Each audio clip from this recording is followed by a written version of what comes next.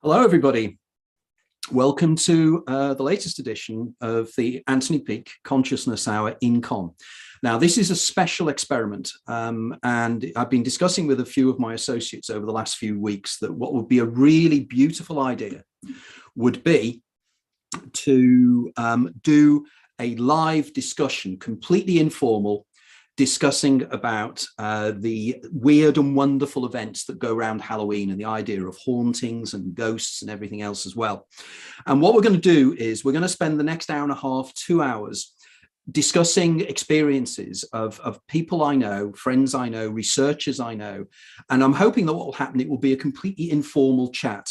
Now, what I'm also hoping is that we'll get you guys involved out there on YouTube as well, with comments and any questions you may ask. Now, because Sarah isn't with me today, I'm going to have to be watching what's happening in the chat room on YouTube on another computer, which I have here. So if I'm turning around, I'm not being ill-mannered, but basically I'm just working my way through trying to juggle as many balls in the air as I possibly can. So what I'd like to do is to have, we got 3 guests in the room at the moment. We'll have other people coming in and out as time goes on. And what I'd like to do is to just have the 3 guests just quickly introduce themselves. So firstly, Emma McNeil, or Emma both work. So I'm a journalist who's written about quirky and interesting and paranormal and strange and wonderful phenomena. And I haven't written for a while, but I still do. And I do things now online and various things. So that's me. Okay, now Jeremy. Yeah, hi everyone, I'm Jeremy. I'm a bit tired today because I'm mid-move, so my brain is at half speed. I am an entrepreneur focused on psychedelics and psychedelic healing. But the reason why I'm talking today is from an early age, I've experienced supernatural phenomena. And I think what's unusual about my experiences is they have a certain component of veridicality. They have been verified by other people. Anyway, I'm very happy to talk about that. And throughout my life, I've experienced ghosts, and the people around me are also drawn to the supernatural. And again, there's just lots of stuff that goes on. So it's everyday life for me that there are ghosts and that you can communicate with them and so on and so forth. And of course, it's profoundly important here, Jeremy, to point out as well that you have a PhD in philosophy as well. So you do know how to analyze information in the most precise way, which is profoundly important. Both Warwick graduates, by the way. Well, we are both Warwick graduates, that is, not the royal we. Okay, and now Samantha Lee Treasure joining us up from up there in Edinburgh. Hi, I'm an out-of-body experience researcher, and I got interested in this from childhood experiences as well. So I'm just sort of trying to solve the mysteries of childhood still, I guess.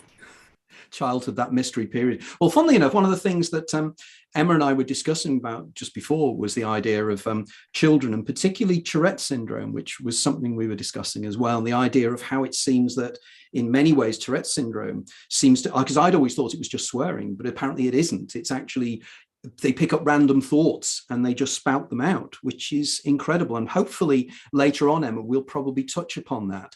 But what I'd like to talk about initially is something I know that very much, Sam, is in your area of interest, which is actually sort of non-standard hauntings, the things like orbs or geometric shapes, the things that are not standard ghosts, but are something that people see more and more. Now, the reason I'm interested in orbs is because I've always been quite skeptical about them. And I've always argued, you know, the standard argument, somebody takes a photograph of an orb, it is because the flashlight, it's because of the way in which motes of light bounces off motes of dust in the air, or also it could be lens flare. But funnily enough, Jeremy and I were talking about this a few weeks ago, and Jeremy assures me that he sees these things in 3-dimensional space. And I know that Emma was mentioning that she's had those experiences as well. So Sam, can you explain a little bit about your interest and your experiences with orbs and non-standard? Yeah, the first thing that kind of comes to mind when you talk about orbs, I mean, besides the controversy around photographs and orbs being dust, is that some of the people that I've spoken to have seen orbs in one state of consciousness and then seen other beings, or seeing beings that look a different way in another state of consciousness, such as sleep paralysis or out-of-body experiences or dreams. and they don't look the same, but they still feel that it is the same being. So depending on the state of consciousness they're in, the being will take a certain form. So that's one of I think the main things is that an orb can be a spirit. It's just, it makes them travel quicker. Yeah, it's almost as if the orbs are using, and we'll be joined later on by Paul Eno from the States, who has a very interesting theory about the link between plasma and ghosts and orbs as well. So this is intriguing. Now, Emma, you were about to tell me earlier on about your experience with orbs many years ago. It's kind of an orb, but it's also a big orb. It was the scariest thing that's ever happened to me, and I still say this. The scariest thing that's ever happened to me was I was must have been 19 years old, and I was staying in a hotel in the New Forest, and it was just a B&B, and wasn't an Airbnb because they weren't around at the time, but it was a room in a house in the New Forest, and a terrible storm as well. But I closed the door to the room, locked it, was on my own, fell asleep, woke up with enormous light above my bed, like massive white ball orb shape above my bed. First thought in my head was, because that's the sort of person I am, oh my goodness, alien abductions exist. Second thought, oh my God, it's a ghost. And then the thing moving and seeing that it was moving with feeling, oh, that's the sense of intelligence, and that there is something literally there that's not just floating around. It's not just a weird shape that's floating. And then being unconscious. Now, there's one rational part of me that says ball lightning, iffy. Other part of me that says orb. But two factors: one, sense of intelligence, bright orb, that I was then unconscious. So I honestly don't know, but it was absolutely terrifying. I also heard knocks before it happened, and that's a recurring thing in a lot of paranormal experiences, is a knock before it happens, of all sorts. And historically in folklore, the idea of a knock before something happens, and I did hear knocks before it happened. So again, I don't know, it was terrifying. And I did have a headache afterwards. Again, I'm epileptic, so a headache after something interesting is always like, was it? But again, it didn't feel like a seizure. Right. So now, my years later, and I know what a seizure feels like. It wasn't to me. It wasn't a seizure. So yeah, but it was still bizarre. So ball lightning. I'd love to know if anyone else has ever had that experience. I have no way now to tell my parents are both dead now, but at the time I should probably at some point have said, do you know what that hotel was where we stayed that one night? And again, I go just very quickly, just to stress here to anybody watching this as well, again, just to point a little bit about Emma's background. I mean, she's a Cambridge University educated scientist. So, again, she's very rational and very logical in the way she approaches things. But Jeremy, you're about to say. Yeah, no, sorry, I say yeah, no, and a friend of mine is pointing it out. Sorry, Oxford. Sorry, Emma, I said it wrong. Oxford. Sorry. So it is very easy to capture what you think is an orb, and it's not an orb. It could be a mote of dust lit by especially if you have a flash on while you're videoing with the digital camera or the phone, you can think, oh my gosh, an orb. And then the trick is, if you turn your phone to the side, you'll see lots of motes of dust. And no, it's not an orb. But it is also quite easy to capture both orbs and electronic voice phenomena. EVPs are almost everywhere. I've got hundreds of examples. Just to segue into EVPs, so electronic voice phenomena. If you just use the audio record on your phone, you're likely to get one. And they're very, very odd phenomenon, because it's sort of like a sound that floats on top of the ambient sound, and it sounds electronic. It does not sound. It sounds tinny and electronic in a way. Anyway, going back to orbs, one of the things where you know that you've got a real orb is if it doesn't move like dust. It doesn't just kind of float randomly. One of my orb experiences was in Nairobi, and there was a whoosh of cold air that came in through the window, and then all of a sudden there were I think 2 orbs, and you could say move to the right and it would move to the right, move to the left, it would move to the left. And one of the things, we're talking on Halloween, one of the points I want to make is that, and I don't know why, but we have been conditioned layer upon layer to be scared of the spirit world and scared of the supernatural. And a lot of time, I've had so many years of experience of supernatural phenomena, so many stories, that I'm no longer at all remotely afraid. Sometimes I'm annoyed because I want to sleep and it's, I'm not interested in your stuff, go away. But yeah, I don't have that relationship of fear to the supernatural, and I wish we all didn't. And so the Americanization of Halloween, the pumpkins and all the costumes, I mean, it's fun for kids, and let me not be a killjoy about that. But I wish for children coming up that we would have a different relationship with those that are trapped in space, spirit. Now, my wife is absolutely connected to the spirit world. And so another point to make about orbs is there's very different types of orbs themselves, and it kind of goes to the point that Emma was making. There are those that are clearly trapped in a space and can't move onto the light. And it's perfectly possible to release them and not get rid of them, but allow them to move into the divine source. But then there are other orbs which are much higher level, higher frequency, and they can move anywhere, and then they can come into presence in a space. And effectively, they are souls. And I don't have the ability to see them, and I'm not sure if you can capture them on video. But my wife, for instance, she can see them regularly. And these are people that these are souls that are not trapped in a space. They can come into the space and presence, and then they can leave. But they are a very, very high vibration, and I'm not sure they're capturable on video. Sam, what are your thoughts on this in terms of your experiences? My experiences with orbs. I do have one experience. So I, around 2009 to 2012 or something, I visited Pluckley in Kent, probably 8 or 9 times. And one night I was walking through the village at nighttime, and I was just taking random photos around. And when I think I had to develop the photos because it was before I had a smartphone. And when it was developed, it showed like there was a house with a wooden fence in front of it, and there was a big reddish orange orb, but it was behind, like halfway behind the fence. And so I thought that's weird, because that can't be a little bit of dust or something that's like this, big red orange orb. And I didn't see anything with my eyes when I was taking the photo.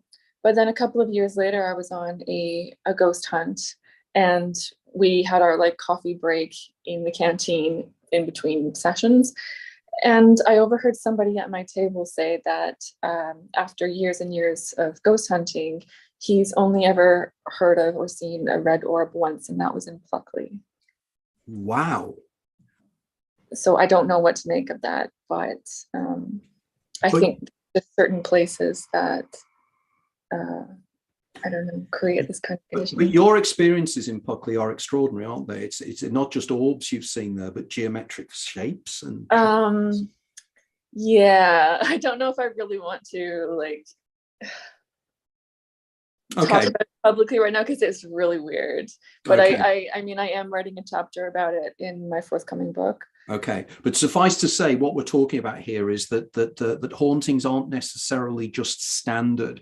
I mean, I remember coming across a haunting that took place in around about the 1850s, 1860s in the Tower of London. And I think it was recorded by somebody called Elliot O'Donnell. I think described it in one of his books. And in it, he describes there were 2 yeomen of the guard that were in there. And there was again, it's fascinating what you said, Emma, there was a clicking sound. And then suddenly in front of them they described it as being like a kind of a sphere that moved into the shape of like a glass and was elongated. It had liquid inside it. And then something else appeared underneath it, and it poured the liquid from one to the other while these guys were watching it. And when I read that, I thought, this means that there's something far more strange going on here in terms of how these things are manifesting and what they really are. They're not just animate objects. They're not just ghosts of what we think are people. They're ghosts of things that are geometric shapes in some way. I think there's a real problem that I think we all agree is that there's a bit of a problem with many of the people within our circle, within the people we work with, is that the cryptozoologists often look for the animals, and the ufologists look for the bright shiny objects in the sky, and the ghosts hunters often look for the humanoid ghosts or the pulse, or they might stretch to the orbs.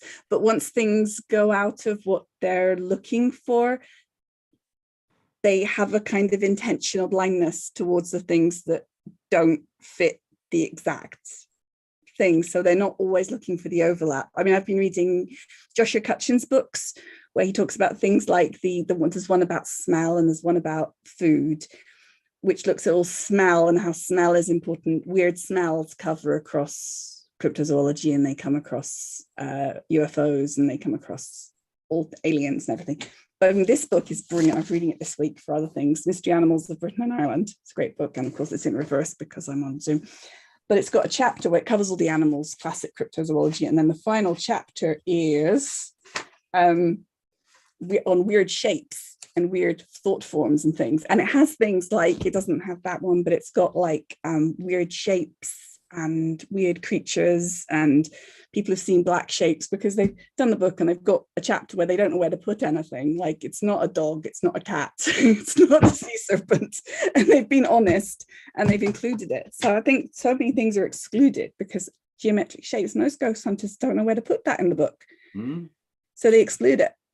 Well, isn't it, in one of my books, in the Hidden Universe, I put up the concept of the egregorial, the idea that in some way our reality is influenced by our expectations of what we're likely to see. Or more importantly, whatever we are seeing will fulfill our expectations of what they are supposed to be. And we know that there's this argument in ufology, and there's absolutely no reason why it can't be applied to ghosts in general, that there's cultural checking going on here. Our expectations, we want to see fairies, we want to see goblins, these kind of things, because this is what culturally we expect. Jeremy, you want to make a point there? Yeah, no, that's great. I'm enjoying this conversation. So my wife is Luo from Kenya, which is an ethnic group that borders on Lake Victoria. Hundreds of years ago came from the Sudan, and they have an absolutely fascinating culture, collective experience culture of the supernatural, which is called Nyawawa. There's very little written about it, but it's marvelous. The Nyawawa, you don't know when it's going to appear, but it's the sound of animals and people chatting and talking, and it just goes past. And the idea is that this thing goes, whatever this phenomena is, it goes back onto the lake. And people bang pots and pans because they don't want any of the negative connotations of this collective spirit to come into the house. And it's just a fact of life. Oh, Nyawawa is coming, get your pots and pans. And unfortunately, it's never been recorded. I'd love to record it. But here in Cheshire, we've had that a few times. The sound of animals, cows and sheep. I mean, I'm in a rural area, but very loud sound of animals, and they are not around. I know when the sheep are in the field nearby or the cows, and it's most odd. So yeah, I mean, from a global perspective, there's probably hundreds of different phenomena which have not got this Western individualistic aspect to it. It's just part of the cultural embeddedness of the place. And again, it's not mythological, or we shouldn't be kind of paternalistically patronizing about what this is. There's something there which is of the real, which is manifested and experienced collectively. But is it actually real? I mean, you know, literally, is it real, or is it embedded somehow in the consciousness? It's a bit like the story of the kids in Zimbabwe that, you know, had the encounter with the craft. Did it really land? Was it really there? Or was it something that, you know, interdimensionally got embedded into conscious experience? And I think this is the thing that the ontological status of the supernatural, and whether there is a purely physical, you know, it's cashed out in physical terms, or if it's somehow projected into consciousness interdimensionally, who knows? But Nyawawa in Kenya seems to, and my experience of animal sounds nearby seems to be, I'm not sure that there's a physical, you know, a pure physical, like ontological reality to it. And it's more like it's somehow projected into, I've got hundreds of stories, not hundreds, but tens of stories along this lines. I think we can leap into those later, because that's going to be fascinating. Sam, as a postgraduate anthropologist at the moment, in terms of your work, are you coming across a lot of this, you know, the cultural biases involved in the phenomenon that we include, because we look at it in a very Western way? Yeah, definitely. I think a lot of times, if there's nothing in the culture to explain what you've experienced, sometimes it depends on the person's personality too. And there's so much diversity, like within cultures, especially now with internet access as well and globalization. So there's a lot of overlap. But yeah, I definitely see that some people will just ignore something that happens to them. I've done that myself too. I don't know where exactly to fit it, so I'll just put it in the back of my mind and try to forget about it. But yeah, then there's some people have more of a very curious personality, and they really have to know, and they might search for something online or in other cultures to try and explain what they've experienced as well. I think that's a trend that we're seeing more of, probably, that people are now able to search for things in different cultures, and, you know, make friends, even if it's online, with people from different cultures that have a similar experience, and try to work out what it is together. Well, here's almost the argument, isn't it? You know, we're going back to something I've mentioned many times in these discussions, you know, the Sapir-Whorf hypothesis, and the idea that the external world is somehow molded by our expectations of it. And of course, the weak Sapir-Whorf hypothesis argues that it's to do with language, and how we describe the world is the world we use, the words we use are the words that embed ourselves in our understanding of the external world, particularly, say, grammatical forms, and how we use grammar, you know, and the idea of, you know, how verbs change depending upon circumstances. But then this becomes intriguing, doesn't it? Because I'd argue that it's more to do with our interpretation of a phenomenon that is seemingly independent of us, that seems to come through under certain unique circumstances when we seem to be attuned in some way to it. And it realizes that we are attuned to it. And it takes the opportunity to come through when that happens. And I know, Emma, the work you've done and the writings, when I first came across your work, was that wonderful article you wrote on Otherkin in Fortean Times many years ago. But I know that this is an area that interests you as well, isn't it? Yeah, the sort of social, well, Otherkin's taken off since I wrote that article. I feel kind of weird about it. You know, I came across the concept of Otherkin. I was reading an article on social anthropology only a couple of days ago, and the word Otherkin came up, and and it leapt out the page, and I thought, wow, you know. The thing is, before I wrote the one for Fortean Times, about 4 years before I wrote that, I wrote an article for it for like a women's magazine, and Soul and Spirit or something like that. And then years later, I was seeing people say online, when I was Otherkin article for Fortean Times, saying I didn't know I was Otherkin until I read an article in Soul and Spirit, and I was like, okay, what have I done? So can you explain a little bit about the concept of how the it's a valid idea. It's people who believe that their inner being is aligned to, it's a little bit like the spirit animal idea, but not quite. It's the idea that their inner being is, their soul is that of a animal. Now in Otherkin, it's that animal is a mythical animal. So for other kin, it's other rather than being a real animal. So a therian would be, it's a real animal. So a wolf or a fox or a whatever. It tends to be a predator, interestingly. Whereas an otherkin, it's an otherworldly animal, or a creature, like an elf or a werewolf or a unicorn or something. And then that's that they identify.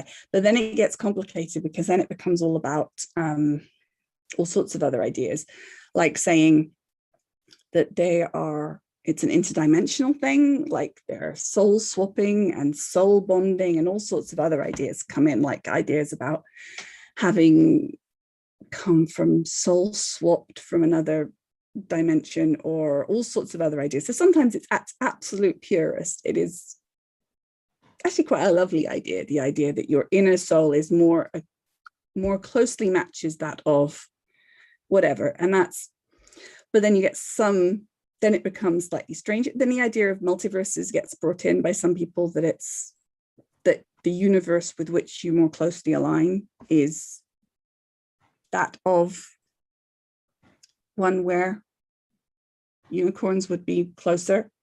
Then there's the other one, people then there's also now fiction kin, where people believe that their soul is that of a fictional character. And then, just to make it even more complicated, it's now very much part of the what used to be multiple personality, but is now multiples. And so it's dissociative identity, DID, which is also people who believe that they are endogenic, as in the multiple personalities have formed from within, not just from trauma. So it's become even more complicated since then. So it's become, or the idea that you can have personality can come from without. It has, as a concept, the whole concept of personality has changed I wrote that article, 10 years ago now, roughly. In that 10 years, I would, even trying to think and get all that straight in my head without a diagram in front of me, I struggled. I would have to start from the beginning if I was going to even begin to try and write an article on it now. It's very interesting. God, you said so much there that fires things off. So going back to what we were talking about at the beginning, mental illness and the supernatural. I have some psychiatrist pals who are, progressively minded and open to the idea that some forms of mental illness are not just brain generated. I mean, okay, a lot of mental illness is, from my perspective, to do with being marginalized, being poor, being from an othered group. And in those situations, you may well not feel at home in your body, right? So that's one thing. Secondly, there could be, I really don't believe in a chemical imbalance theory of depression or anything like that. And I think that's largely being disproven as we speak. But then there is another type of mental illness, which is that you are being plagued by attachments, entity attachments. And as someone who's very interested in psychedelics, there's a real risk of this happening. If you take psychedelics and you're neuroplastically opened to the world and potentially other frequencies, you are at risk if the space is not being held properly, and people can become mentally ill because of that experience. So going back to psychiatrist friends of mine, they would say, look, there are two types of schizophrenia. There is the schizophrenia, which is somehow physiological, somehow maybe genetic, but we don't know what, but it has a kind of rational, we have the terms for explaining what it is.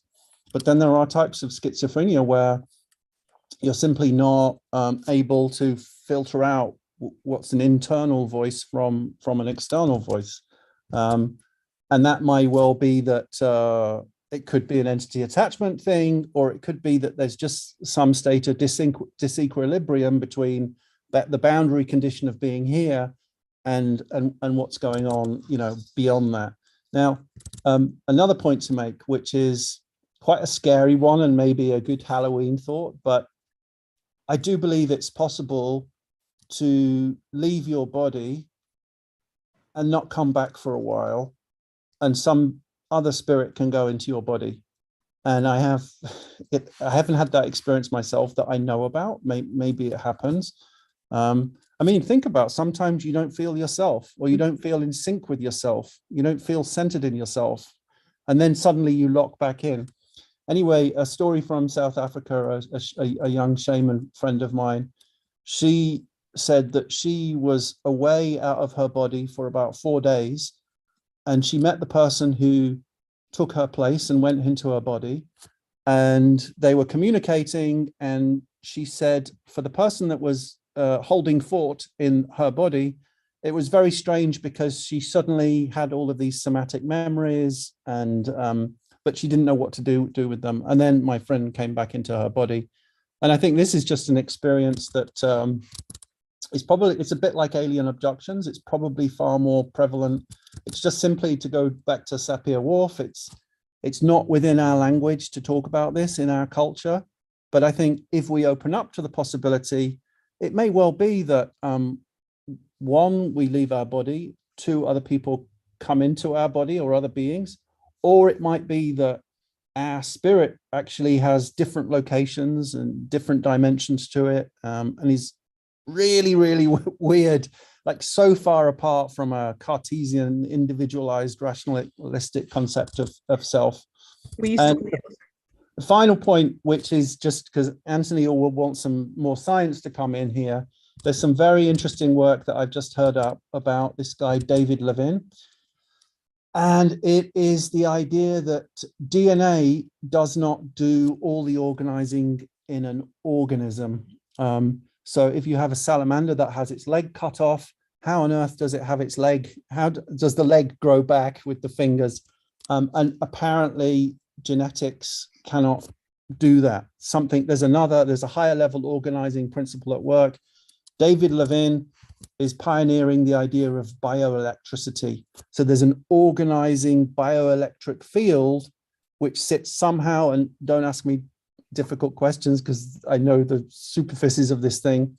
But for me, this is finally starting to be a paradigm for explaining a lot of these things, that there is a bioelectric field which may equate in some way to an astral body, or some kind of, I don't know if it's piezoelectric, but there's something which can come into a body and come out of a body and has some kind of organizing power. But we're at the very early stages of understanding this. This is really quite fascinating, because somebody that I was in, by the way, Chris Romer has just joined us as well. Chris, we'll join you in a second. We just want to get a little bit in this point, because it's quite fascinating where we're going with this. I met a few years ago Professor John Joe McFadden of Surrey University, and John Joe is one of the world's leading authorities in quantum biology. And he wrote a book a few months, about 2 years ago, I think, with Jim Al-Khalili, the physicist, and they are very good friends. And I was hoping one day to have a wonderful meeting with Jim Al-Khalili and Joe McFadden, because that would just be awesome. But both of them are coming along the lines of the same kind of principles, the idea that there is something electrical, in the sense that it would explain things like, only last night I was discussing with my father-in-law about phantom limb syndrome, because he was explaining that somebody he knew who had lost her leg in an accident, and she could still feel the leg, and she could feel the irritations as if it was physically there. And is this because there is a kind of a pattern that the flesh fills in? But when the flesh disappears, those patterns are still there, which is then the astral body. Now, very quickly, I just want to make another point about your point, and a very important one, about the idea of replacing somebody within their own body. And I'm reminded here of the case of I There, which was cited by the out-of-body guy, Robert Monroe, in his book, Journeys Out of the Body, because in that he describes how he would go into an out-of-body state, and he would find himself in another location completely, inside somebody else's body, like a drop-in. Now, again, we can bring in the idea of drop-ins from spiritualism and from mediumship, where mediums are talking and suddenly a drop-in appears and the original communication ceases and some other entity comes in and gives information. And again, I'm reminded here of the classic case of the Icelandic medium called Indriða Indriðason. And that's an extraordinary case recorded by Professor Haraldsson.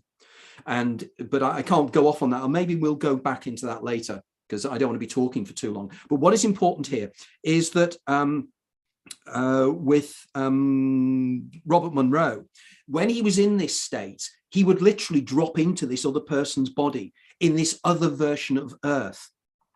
And on occasions, he would come in and he would manifest in the guy's body. And there was one time where he came into the guy's body and he was in a business meeting in his house. So I there was in a business meeting, suddenly loses consciousness. Robert Monroe's in his body and he's halfway through a conversation and a business deal. And he doesn't know what to say. And Either's wife is looking at him completely puzzled. Why aren't you saying what you're supposed to say? Now, immediately when I read that, I was immediately thinking of temporal lobe epilepsy and absence seizures. And, when somebody has an absence seizure, they seem to just go. And could it be that when somebody has an absence seizure, that's the opportunity for another consciousness to kind of literally drop in for a time and then disappear again? And Emma, I know that, with your experiences with TLE, does this ring bells with you? Well, the definition of an absence seizure is you're not there. No, because absence the reason it's called an absence is because you look like you're not there. Yeah. Whereas so when you have an absence seizure, you are still consciously aware. It's just that you look like you've gone somewhere else. No, it depends. Well, for me, it's not. It's called. See, that's why they call them partial seizures now, not absence seizures. Okay. Because you look, but it means grand mal. So you call them grand mal. It's because the whole brain is shut down completely. Brain goes completely. Partial seizure is because a little bit goes at a time, not your whole brain. And that's an absence seizure is usually that, because a bit of the brain goes, so it's like that. It's like switch off, tiny bits gone off. Mm-hmm. So, but most of the brain's still working. But the reason you can't see it is because a small amount of it has switched off. Complex partial is more than one bit has switched off, but not the whole bit, which is why you haven't gone down. Right. Complex partials are the ones we associate with strange phenomena.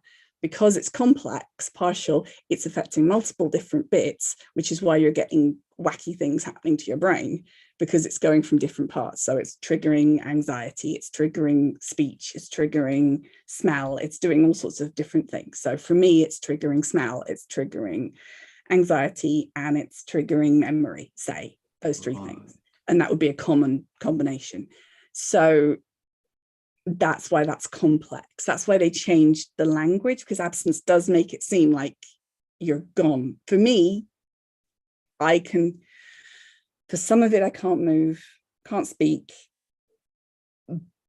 I think it's been 20, 30 seconds, but Anthony will tell me it's gone on longer. Yes. It's so the time dilation effect. Yeah. That is extraordinary. And so when I come out of it, as far as I'm concerned, I'll be going, I want to speak, I want to speak, I want to speak. And when it's come out of it, Anthony will go, I'll say, how long did that take? And he'll say, quite a long time. Wow. Quite a while. You've gone quite a while. But for me, it's felt like 30 seconds, a minute, But he says, no, it's about 2 minutes, maybe. But yeah, but you're not gone. It's not a total thing. The reason I say this is the only time I've ever actually witnessed precognition happening was a friend of mine who experiences temporal lobe epilepsy, and she went into a partial seizure, not using the old terminology, but she went blank. Was looking in the distance, and she then said something, and something occurred. I've told this story many times. I haven't got time to talk about it now. But she then said something, which then, when she came out of the absence seizure, she said again, which was triggered by an event that she was witnessing, and that meant that she had perceived the immediate future of her own environment. And I witnessed that, and I thought that was extraordinary. But just very quickly, just Chris, are you with us now and everything else? Are you well? I am. Oh, can you hear me okay? We can indeed. We can Hang on. indeed. Turn the camera on. Wonderful. Okay, Chris, can you just very quickly introduce yourself, and then we'll give you a catch up as to where we've been. Hi, sorry about that. I was having a few problems joining the call for some reason. I'm CJ. I'm the chair of ASAP, the Association of Scientific Study of Anomalous Phenomena, and I know very little about epilepsy, so I will be very quiet for a few moments. Okay, very fine. And very much just when we were talking there about the out-of-body state and the circumstances, Sam, would you like to come in with any comments yourself there in regard to that? Yeah. So I spent probably about almost 10 years in the sort of OBE community, especially in London, people who want to have OBEs and people who do have them and are looking for explanations for them, like myself. And one trend I've seen a lot of is people saying, that's one natural fear that we have is, well, the soul goes in the body, right? If your soul comes out of the body, can't another soul come in and take its place? And a lot of people ask that question. And recently we're seeing a lot more commodification of OBEs, so people selling courses of how to do it. And so they have an agenda to make the OBE sound as safe and as beneficial as possible. So I'm hearing a lot of people in the kind of new age Western circuit spiritual marketplace say, oh no, it's fine. No, of course that can't happen. But I mean, how would you know? Because if you couldn't get back to your body, how would you ever know? How would somebody know? How can you prove it? So how can you say that it's impossible? And in many different cultures, they do have this fear that you can be possessed. I mean, in shamanic cultures, some of them have institutionalized possession trance, some of them institutionalize out-of-body experience or journey trance, and some have both kinds of trance. And there are a lot of overlap between them, which is something that I'm planning to look into a lot more in the coming year. But yeah, I mean, I've definitely heard stories which make me very open-minded about it. We just don't know.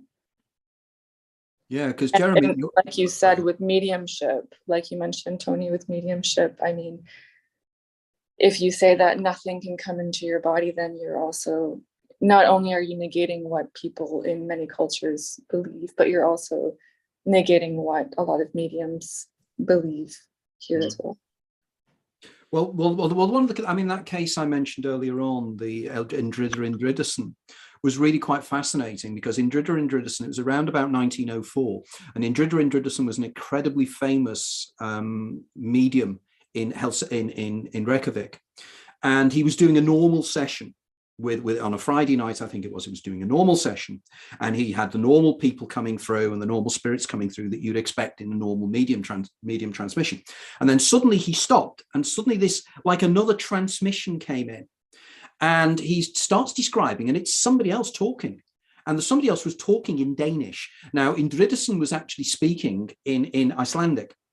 Because at that time, Iceland and Denmark were part of the same country. So suddenly he starts speaking in Danish and Copenhagen accent, okay? And he's saying, and he turns around and he says, there's a fire going on across the street from where I am. It's really quite exciting, and the fire engines are trying to turn up and they're trying to put the fire out. And the entity described himself, and he gave himself a name, and he said, yes, this is my name, and I live on Chris Königstrasse in Copenhagen. And then he said, but I've got to go now because it's getting more exciting. I'll come back to you later. And then Indridason goes back, comes to, and he said, what happened? And they said, well, somebody dropped in, gave a description of a fire in Copenhagen, gave their location, and said they were going to go away and they'll come back later. So they continue with the trance mediumship. And then about 3 or 4 layers later, it suddenly comes back in again. And this guy again said, just to give you an update, yeah, they've calmed the fire down now and it's all okay and everything else. And that was it. And then he went. Now, the interesting thing was that in those days, Iceland was far away from, in terms of communications, there were no telephone lines or anything. The only news that came from Denmark was by newspapers, and they were always 3 or 4 days behind because they came over on steamers. And the newspapers came, for that evening, 3 or 4 days later, describing the fire taking place in Königstrasse in Copenhagen. So whatever the entity was, it was watching and it was aware and it was describing a real event that was taking place. But the weird story then is that Erlander Haraldsson, who was the professor of psychology at the University of Iceland, did some research on this about 10 years ago. And he went back to the records and he discovered the name of the guy and the guy that was describing it. And the creepy thing was the guy used to live in the address he described where he could see the fire, but he'd already died. He'd been dead a few weeks. So then it was again what the point Jeremy was saying about spirits not moving on because they feel trapped. But then there's the argument that the spirit, this particular spirit, was trapped in a time zone, watching the events that were going to happen after he had died, and then drops in randomly into a medium's mind, 400, 500, 600, 700 miles away in another part of the same country. All very intriguing, isn't it? Chris, would you like to join in here a little bit on that one, just to draw you into the conversation? Yeah, I mean, Indridi had some peculiar experiences before then, including he channels on one occasion, quite famously, somebody who didn't like him very much and who he had fallen out with. And one of the things, though, about Icelandic culture of that time is that they would obviously understand Danish. I mean, even now they are mutually intelligible, but Icelandic is like listening to somebody talking from 1,000 years ago, because they've diverged to that extent. So the alphabets are different, the pronunciations are completely different, but there are some concepts in common. But the other thing is that many of the newspapers of the time were published in Danish, and my own family, I had family in Iceland and family in Denmark, and obviously they went backwards and forwards. So yeah, I mean, he was a very famous medium, and Erlander went on to do a huge amount of work. Erlander worked on modern death coincidences and death experiences in Iceland, and I think his book is one of the most compelling cases for the reality of some kind of after-death communication. I can't remember the title, but it's Erlander Haraldsson, and it really is worth looking up. I've got it on my shelf, but I'm trying to look and I'm not seeing it because I'm not wearing my glasses. So, but definitely worth looking up. Yeah. Yeah, Haraldsson's work was extraordinary. And funnily enough, you might be interested to know that Erlander Haraldsson was with my associates, Dr. Procol and Dr. Winkler, the guys that invented the lucid light device. He was with them when they went over to Lhasa in Tibet. Oh, okay. Test the light in Lhasa, yeah. So it was quite extraordinary. And I'd always wanted to meet him because I always found his work extraordinary.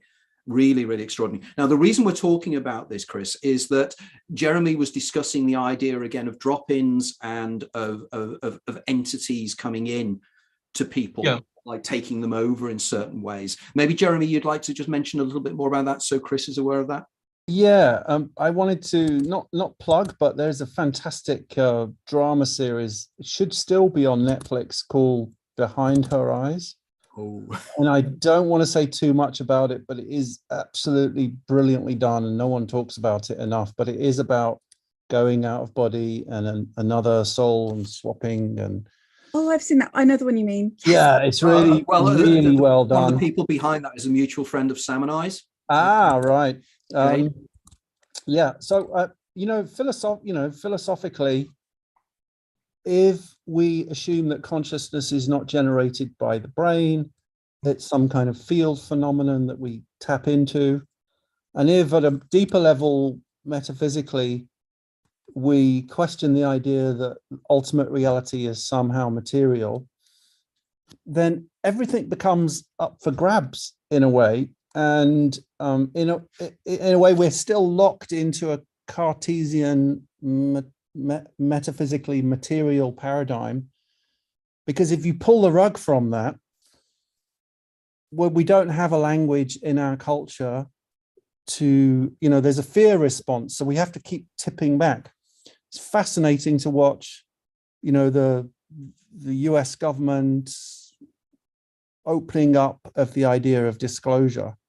with, you know, the kind of normalization or mainstreamization of UAPs within the military industrial complex.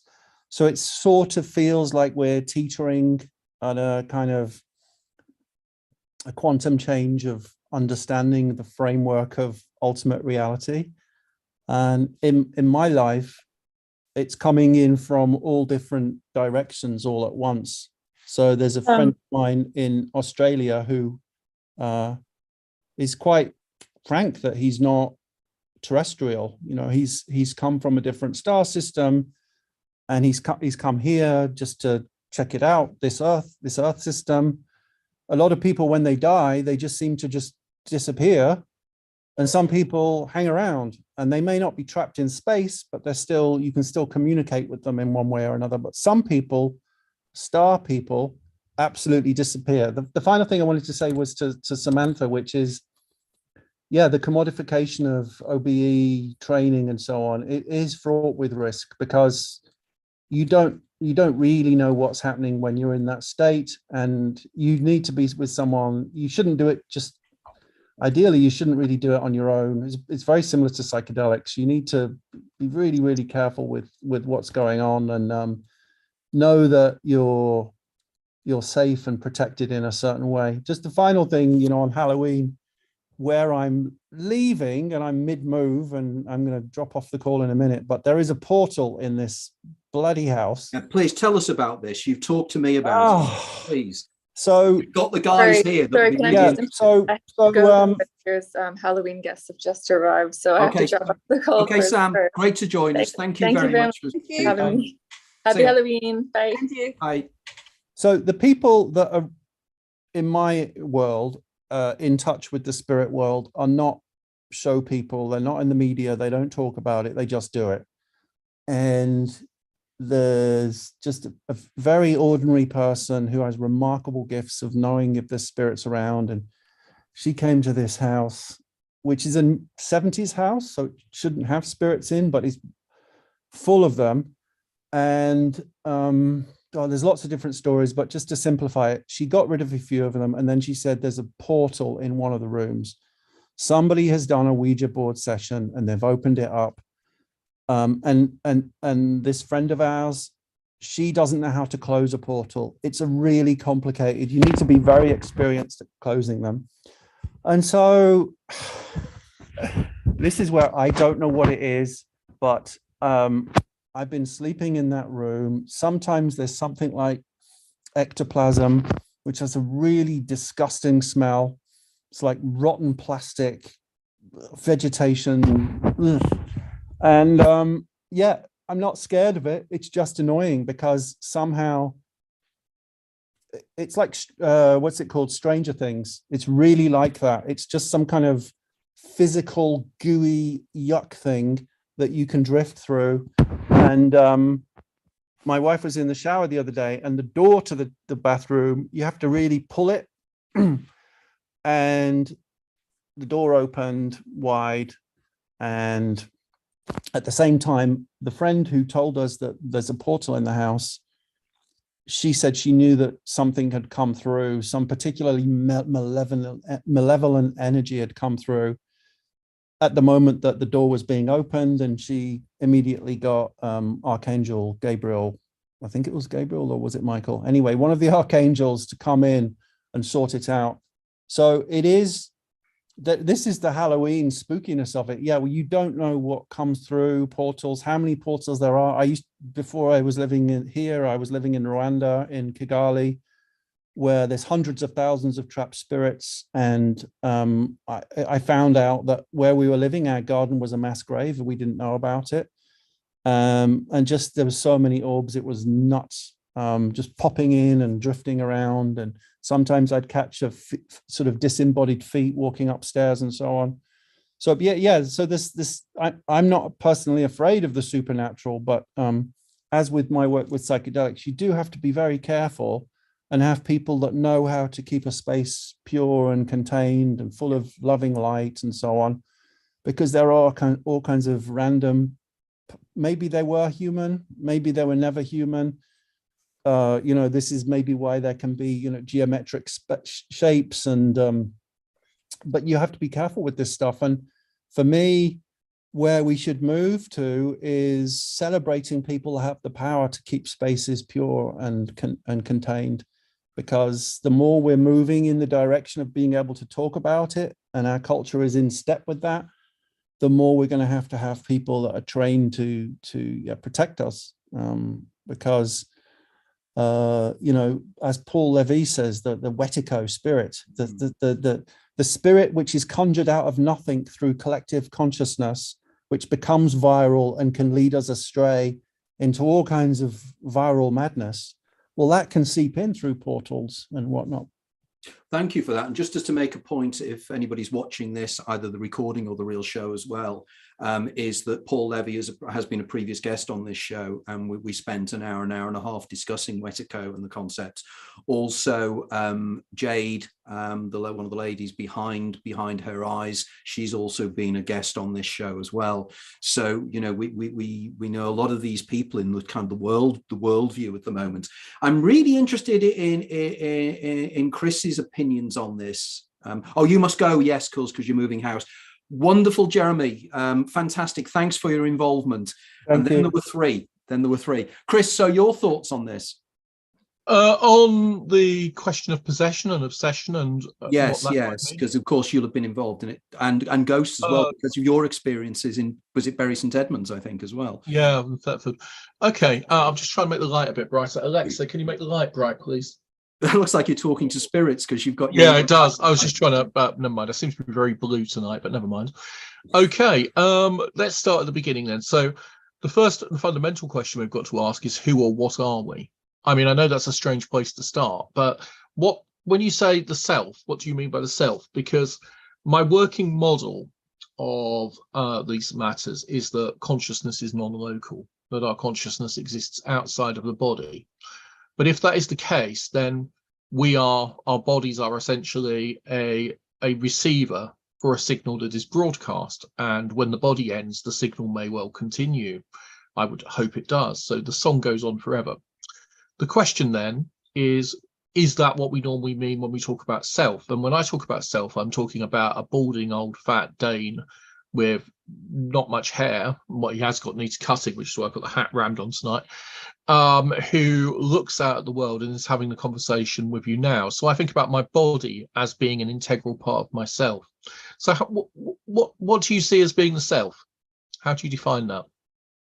That's a question to you, Anthony, and to Emma. How would I define the self? I would say it's probably you define yourself by your collection of memories. Right. Okay. So that's a really important point. So if the self is defined by a sense of history, by a sense of memory, and a narrative that takes it from the beginning to what you are now, are you the same person that you were 10 years ago?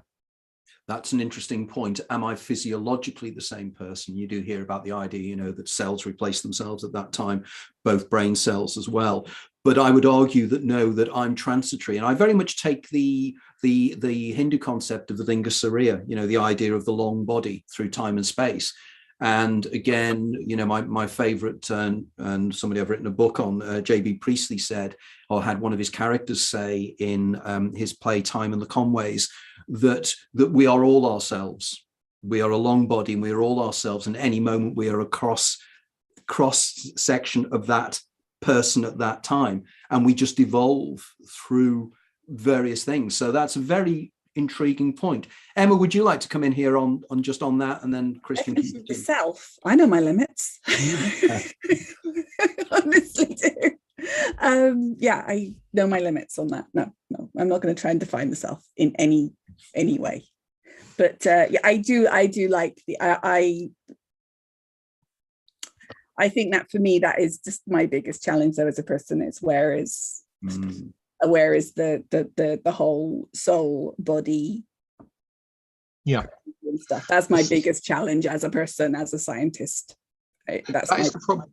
That is the problem for science, isn't it? We don't use the metaphysical soul, because the soul, or the Atman, or the integral self, the thing that is us forever, is what we can't define scientifically as well. And it's why we have such problems with trying to talk about So say, for example, that I go outside in a moment, I'm walking down the street and a chimney pot falls down and hits me on the head. And by sheer fluke of luck, I managed to survive. I don't know if you could call it luck, having a chimney pot land on my head, but many might consider it so. And so I survived that experience, but my memory has gone and I can no longer remember the first thing about who I was or what I was. So I'm brought home and presented with some cats and a house and some friends who come around and tell me about who I was. But I now have to sort of try and forge myself again, and I become a very different person. My personality changes following the accident. And I still don't have any memory of being CJ. Am I still me? Has the self survived? Then that's extraordinary, isn't it? The idea of, are you still you? Physiologically you are. But if, as we probably both agree, that consciousness, the brain is a receiver of consciousness, there would be an argument to say that the physical body has lost its ability to take that particular signal in. Mm-hmm. And it's developing without that signal. It doesn't mean the signal is still not there. Because it's a fascinating idea, isn't it? If I forget everything that I've ever experienced, using my memory analogy, am I me anymore? Because my whole life narrative has ceased. Is it your and memory? I have to learn again. But using the quote as Asimov, death is when you exist only in the memories of others. Is it your memories or other people's memories of you that are your existence? Very interesting point, isn't it? Yeah, that we use other people to define who we are. So, doesn't matter. It's only if you exist in the memories of others that you exist. Yeah. If a tree falls in the forest and there's no one there to listen, if an Anthony thinks and there isn't anyone to think about this. Maybe we exist only in the memory of God. And maybe that's why I'm so always come back to Christianity, because the notion of an eternal observer who understands and remembers us would allow for immortality in a way that... Okay, it either keeps the quad going. Let's go away from Christian theology and go to Star Trek then. So you come up to the Starship Enterprise and we decide we're going to fly over and visit Emma.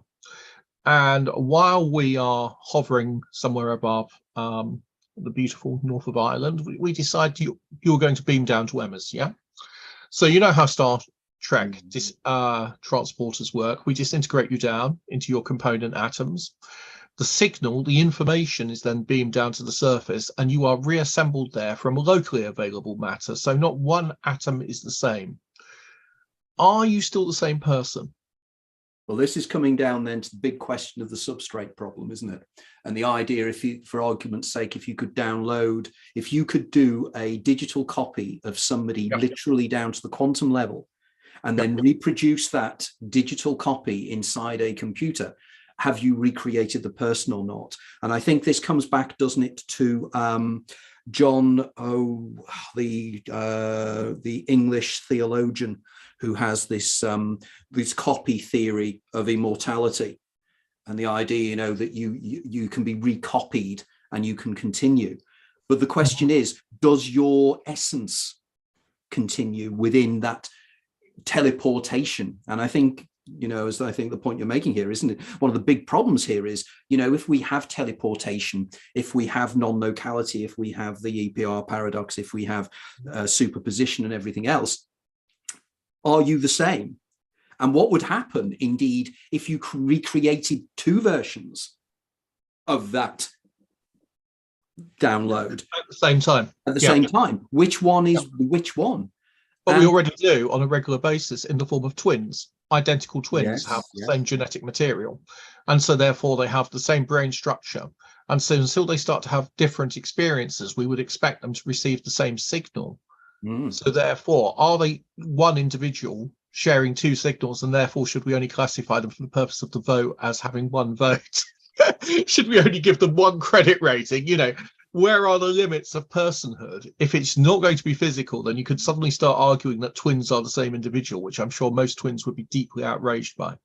I think it's a very valid point. And it's something, again, the point we're making here, I think, is a really interesting one, because we all naturally assume that our ego is ourselves. And we define ourselves through our ego and our identification as having your name, and your name is something that belongs to you. But as you rightly say, we are different people throughout periods of our lives. We think differently and we look different. I mean, it's one of the things I find as I get older, it's that weird feeling, isn't it? Sometimes you catch your reflection in the mirror. And when you catch your reflection in the mirror, when you see yourself as the reflection is, rather than that superposition you put all over it of who you expect yourself to be, and you realize you're growing old and you're changing and you're different. So what is continual about the essence of what we are? And I think it's an intriguing point. And I'm really delighted now the way this has really gone on to an incredibly different level of intellectual discussion here in terms of what we are. Emma, again, drawing you in. No, I was just thinking about that. I was thinking, because for me, it's much less when I think about myself developing. I always think much more about how I've changed brain-wise. Like, I think more about how I've changed my opinions on things, which is related to that. So again, it's the brain changing and feeling that I'm a very different person. And I was thinking that today. I have a list of things I've changed my opinion on dramatically. And I'll never tell people what they are. Like, my list of 10 things I've changed my opinion 180 degrees on. It'd always be terribly embarrassing then, because the other people would say, well, I told you so. Exactly. So I'm not going to tell people what they are. So I think that, yes, it's this. But can we ever know any of this? That's the awful things. We can talk about it. We can't ever know. When I was a teenager, I had no idea who I was, but somewhere on that back in that time, I came across John Hick, the theologian. John Hick is the person I was talking about earlier. Yeah, thank you. Oh, okay, I wasn't here for that, but I read God. Yeah, I'd cite John Hick extensively in my new book. I like Hick. I found Hick fascinating. I got to eventually see him debating with Anthony Flew, the great agnostic philosopher. Wow. Interesting. And Flew's, I mean, I was only a teen, so I didn't understand a lot of it, but Flew's argument at the time was that when we die, if we don't have the same body, we're not us, that there is something about our body which is so profoundly related to our concept of self that you cannot have. And therefore, he argued from the line that there is no marriage in heaven, there's no male or female, that again, if we were sexless, we lost a very important part of who we are. And so that led to the question of what is actually us. And that leads to that old tripartite Pauline theology of body, mind, and spirit, and which part is which. And what do we actually mean when we talk about being ourselves? But these are questions that suddenly become really important when you start to deal with the idea of possession. Because does possession have to be all or nothing? Does my head need to spin round? Do I need to regurgitate pea soup? And do I suddenly need to start talking in a Liverpudlian accent and smoking clove cigarettes and summoning demons? No. You can still be you without those kind of... But then to Crowley and others in the Western magical tradition, there was always this concept of obsession. And possession is, if you like, a total takeover of personality and of consciousness. The will, the agency has gone. There is no longer, I am no longer CJ. I am instead, there is only Zool. Isn't that the line from Ghostbusters? There is no Dana, there is only Zool. Yeah, that's possession. But obsession is much more subtle. Obsession is closer to those kind of personality changes we find in some organ transplant donors, where it's claimed that the recipient of the transplant starts to take on attributes from the former host, and it's sometimes put down to cellular memory. And there's a lot of really interesting scientific stuff going on in that field. Maybe it will turn out to be nonsense, but at the moment, it seems to be holding up. And of course, it's always difficult because after something as traumatic as a transplant operation, you would expect personality changes anyway. You would expect there to be alterations. A high dose of steroids as well. Yeah. So it's high dose of steroids are quite major, and suddenly being able to do stuff that you've not been able to do for. Absolutely. And a whole new chance at life. It's going to give you a whole new set of philosophical attitudes anyway. So if you suddenly start hanging out with teenage girls riding a motorbike and be eating hot dogs or whatever it is that your family claim was an attribute of the host, that could be down to those reasons.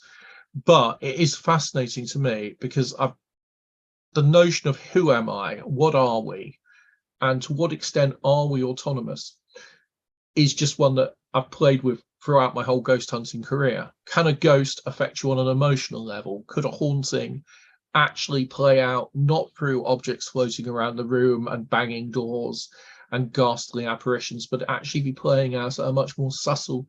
The Exning brothel story is one I always come back to, which was there was a house that in the early 19th century in Exning in Suffolk had been a brothel, and it was closed down eventually, and the parish was very glad to see the back of it, and but a number of women had been very unhappy there, and thereafter the story went that it was haunted, and everybody who moved into it, their marriages broke up very soon after, and they split up. Now, actually, statistically, that's quite likely, because when you first marry and move into a house together, that is the most likely period, the next 18 months or so, as you're adapting to actually the reality of living with one another, when you're most likely to break up.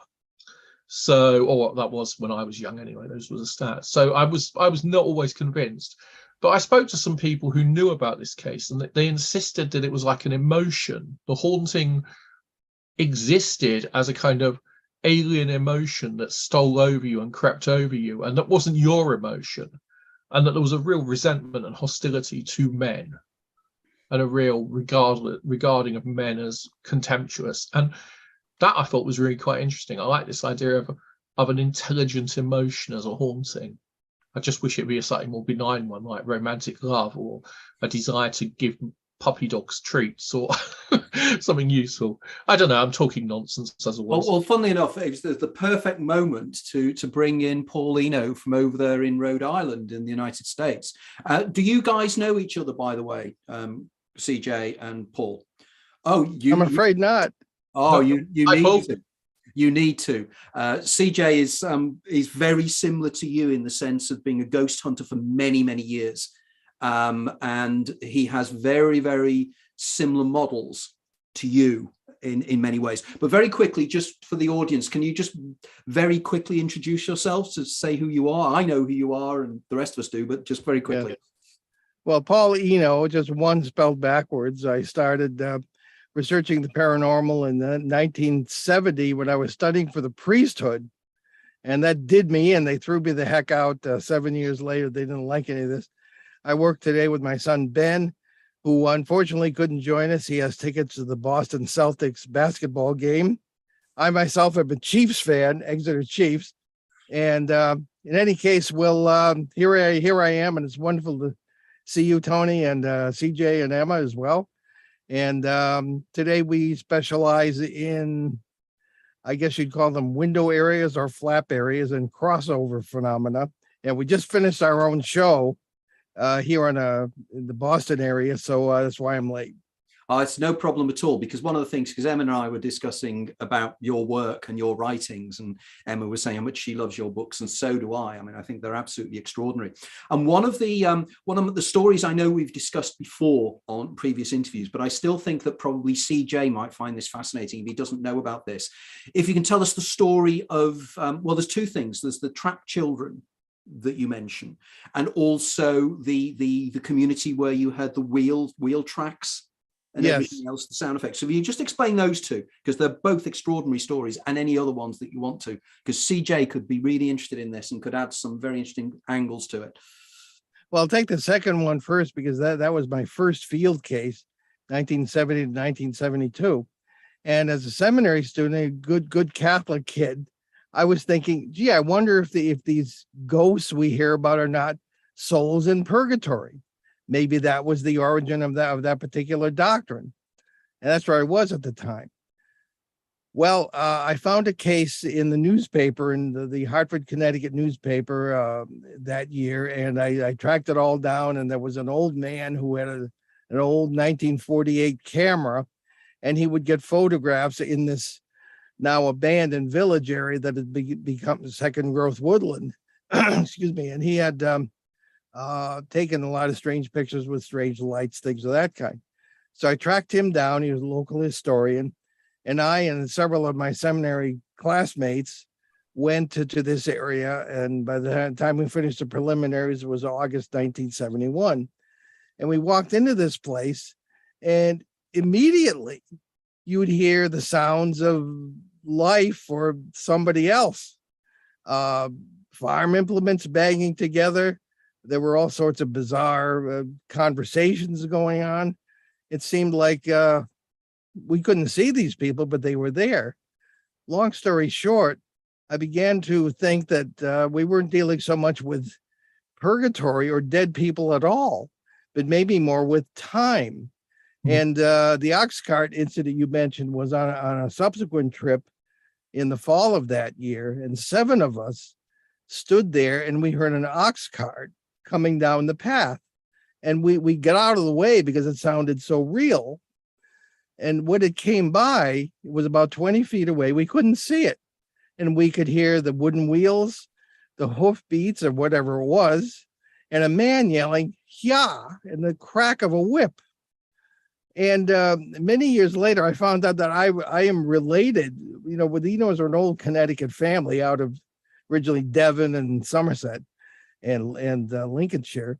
And good grief. I mean, I said, gee, if I could have interacted with this chap, I would have, he would have had a very interesting day. Name was Randall. So I've never had the chance to go back there and check that. But I came to the conclusion that we're probably dealing more with time than we are with death. Nobody was dead here. I don't think the darn thing even exists, death as we understand. And Anthony, you and I have exchanged a lot of ideas on this. So that was that. The other case you referred to was in Canada in 1979. I was doing a lot of traveling, and I had a friend in the Canadian Army who had friends who were living in a new subdivision outside of Ottawa. And they said a lot of strange things are going on. The little boy came running up the stairs one day. They had one child, and he was saying that there were children in the basement. And the parents said, well, I don't know where that came from, but they said they went down and they saw children underneath the stairs who were in almost maybe jumpsuits to be 8 or 10 years old. And they were shouting as if they could see the people who lived in the house, but they couldn't hear them. Now, I didn't witness this myself. I investigated later on, and I get testimony of the parents and that sort of thing. But this happened on several occasions. So again, it struck me as kind of a parallel world sort of thing rather than dead people. And it was the end of the 70s, and I was very confused because I was running into people who were seeing ghosts of themselves, people who were seeing phantom buildings and things of this kind that were there the next day. And I said, this is a lot more than dead people. So those are those particular stories as well. Well, immediately, I was going to just very quickly say to very much a link between you two, because I'm sure CJ will know about this case. I'm absolutely 100% sure.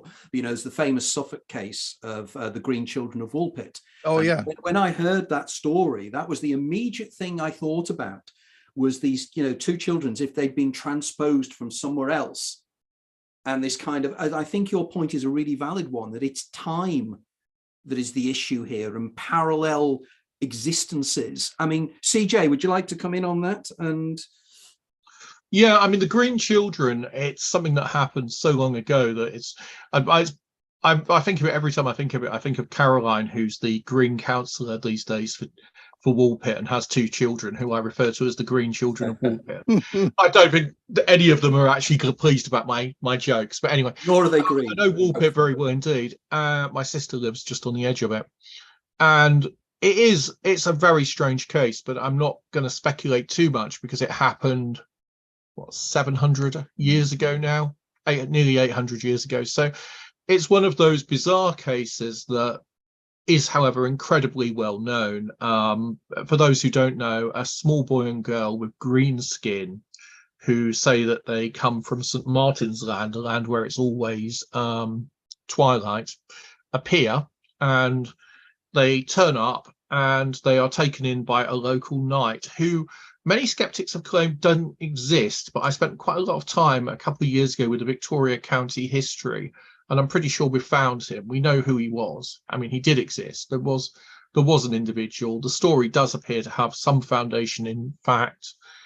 A lot of the dismissals of it are rather unfair, actually. But I think where we agree very strongly, though, and much closer, I agree totally with Paul, because as far back as 1894, when the SPR did their huge census of hallucinations, where they were looking for ghosts and they were asking people about their ghost experiences, they had reports of ghostly buildings, they had reports of hauntings, which did not feature anyone who was dead. And in fact, the majority of cases in the SPR research where the identity of the apparition was known, where they knew who the spook was, that person was alive and well. They weren't even a crisis apparition. They weren't even, it wasn't they'd fallen down the well and needed rescuing when their ghost appeared. They were alive and well and somewhere else at the time, but they appeared, and they appeared solid, and they appeared to witnesses. And another thing about those 1894 cases was about 25% of those that took place in daylight had multiple witnesses. So, there was quite a large number of ghosts which were seen by multiple people, as in Paul's experience. But the whole notion that ghosts are the dead is problematic and always has been. Now, in 1990, Donald West, in 1970, Celia Green repeated some of that research. And in 1990, Donald West did. And in 2012, Becky did, Becky Smith. And they all found the same pattern. The only difference is that as time goes on, more ghosts are of dead people when they're identified and less are of living people. And I think that's partly for two reasons. One, there's a technological shift. So we now know what our grandparents looked like. We now are able to look up and identify people who died 100 years ago much more readily, and with the internet much more easily. So if Paul was looking up his ancestor, Randall, or was looking back into the past, he would be able to find it much easier than if the experience when it happened in 1970 or 71. Nowadays, in 2020, it's almost trivially easy to find photos of people who lived before us. But the other reason, there's two more reasons. The second reason is that if I was dying and I was trying to reach out and send a message to Emma and Anthony, I would pick up a mobile phone and call them. And if I died, Becky would probably post on Facebook, CJ's dead, whoop-de-doo, party tonight, all welcome, bring a bottle to celebrate my sudden demise. That's my partner. But, everybody would know within an hour. There wouldn't be much time for me or much need for me to manifest to relatives in distant areas or to let my loved ones know, because everybody would be fully aware very quickly, because we have telephones, we pick them up. When my father died, the first thing my mother said was pretty much, "Can you tell your sisters?" So I had to phone round. And there was a third reason I've completely forgot. Oh, yeah. The third reason is that when you're doing research of the type we were doing, where you're asking people about their experiences rather than actually going out and experiencing it firsthand, those experiences are usually, when you say to someone, "Have you seen a ghost?" or "Have you had an experience like a ghost?" they think about dead people. They don't think about the time they saw their uncle walking in through the back door, coming in, putting his shoes down on the table, and then they went in, and 10 minutes later he walked in and they said, "Where did you go?" And he said, "What do you mean? I've only just come home," which is a very common experience that happens to a lot of people. It's surprising how often we see people before they arrive. The Norwegians have a term for it, Vardøgøa or something like that, but we don't. So having just rambled on at great length about theoretical reasons as to why we might now get more reports of dead people than we did 100 years ago, I think the phenomena is the same. You mentioned Bradfield St George, just down the road from Bradfield. If you leave Bradfield and take the road to Rougham Green, it's about a mile down a lovely lane. There's not a lot down there apart from a few coos. And as you're driving along or riding along, it's said that on the left-hand side, you might suddenly see a large house. And this is a beautiful Georgian house with dormer windows. It's got elaborate floral gardens, flower gardens. And over the decades, it's been seen by probably 24 witnesses, maybe more. And these are the ones who've reported it. And when they see the house, they're normally slightly surprised and don't remember having ever seen a house there before. And sometimes they stop, sometimes they try and drive up to it, sometimes they just drive on.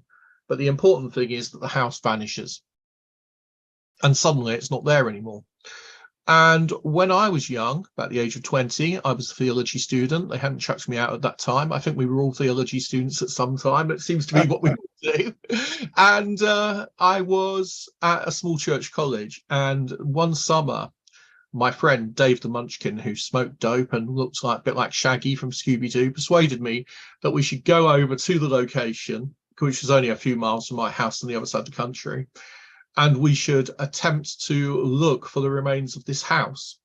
So we went there and we walked up through an avenue of trees and we walked around in a field and we picked up bits of tile and we picked up some bits of brick, but we'd looked on the maps and we'd not found anything.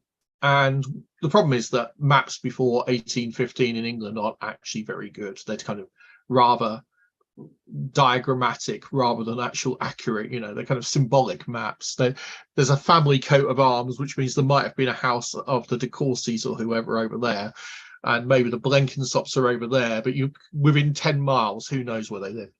So we just wandered around the field trying to find out what we could and looking at the archaeology. And as we were walking back through the trees, we suddenly had a rather strange experience, because in the story, there are these great elaborate gateposts with lions or similar heraldic devices on top, and you've got the gates, and then you've got a yellow wall, and then there's an avenue of trees that goes up to the house. And I suddenly noticed that the trees on either side, there was a kind of bank on either side, and the trees that were standing just inside the bank were 5 times larger than the trees in the middle of the wood and the trees in between them. And we realized that what we were actually seeing was an avenue that had grown in. So if you imagine, the oldest trees are the original trees from the avenue. So we went and we hacked away desperately, and sure enough, there we found the other side of the trees, the remains of a yellow brick wall. And digging down, we found that we were walking along what was once a gravelled drive leading up to, no doubt, a house. So there was plenty of archaeological evidence that a building, and subsequently we found evidence on photographs from aerial photographs that show the outlines of ponds and what appear to be outbuildings and a structure, but it's been heavily ploughed. So there you go. The disappearing house appears to have a real physical footprint. And again, that would suggest, Paul, would you like to take over, Paul? Because I think that to me suggests very much a time slip phenomena rather than a spiritual phenomena, if you like. Yes, agreed. Probably the equivalent to a case that I have had, CJ, was in Vermont in 1974 or 75. Can't quite remember which, but I had just been through this terrible poltergeist case in Bridgeport, Connecticut, with Ed and Lorraine Warren, which knocked my socks off, to say the least. And I was in Vermont. That's the diocese I was studying for the priesthood for. My boss, Bishop Marshall in Burlington, I was not in his good books, but I visited a friend near Enosburg, Vermont, named after one of my relatives. And 2 fellas drove up in a pickup truck, and they were surveyors. And they were telling about how they'd been down in Johnson, Vermont, in the mountains there, such as we have, and had encountered a house while they were surveying that was very strange. Didn't look as though it was painted, didn't have any electrical wires or phone wires running to or from it, had clothing hanging on a line, and no vehicles of any kind. And there was a man with an axe over his shoulder, and they went down into the road because it wasn't on the map, this house, and they shouted to him, and he kind of looked as if he heard something, but it was as though he couldn't see them. So they went back to finish the survey, and the house was gone. And it turned out that, according to town records, it had burned down in 1910. So wow. Very bizarre. And they took me out there, and there were certain plants that grow in this area, after fires, things of that kind. But yeah, one of the things that maybe to add a little another layer to this, CJ, you might want to comment. And Emma, you're not I'm sorry, Anthony. I'm used to being a show host myself. Oh, no. This is the point of the show. This is the point of the show. Is that, and I'm thinking of the Randall relatives. There was a case, we work on cases for years. The longest running case we have now is from 2005, and we're still working on it. It keeps growing. Wow. And it's what we refer to as a flap area case in Connecticut. And now it's over into the Hudson Valley of New York State. And the original house, in the course of all these years, we found out we're distant cousins because her maiden name was Randall. The house had been occupied by the same family for 6 generations, which is pretty respectable for this country, not unusual in the UK. But there had been a time I believe it was the 1920s, when the great-grandparents of the current owner lived in an apartment in the cellar for some reason. And the ghosts, quote unquote, of the people who were living in the cellar apparently were the grandparents, the great-grandparents. And with our particular point of view on ghosts, Ben and I went down and I went into a meditative state, a long story, and encountered them.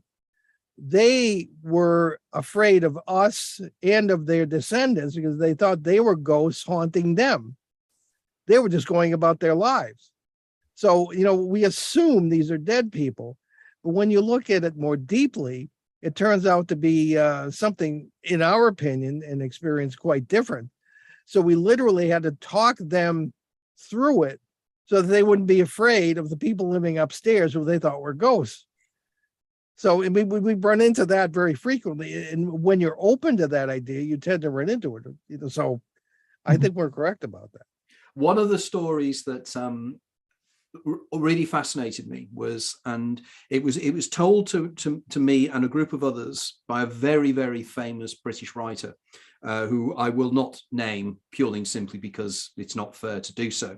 And he was telling it, what it was we were at a scientific and medical network event, and it was the evening after we'd had an annual general meeting, and everybody wanted to do a little bit of a turn or a bit of an act of the weirdest thing that they'd ever been involved in that they'd never been able to explain. And this guy said, I've written many, many books, but I've never, ever written about this because it is so extraordinary that I cannot explain it.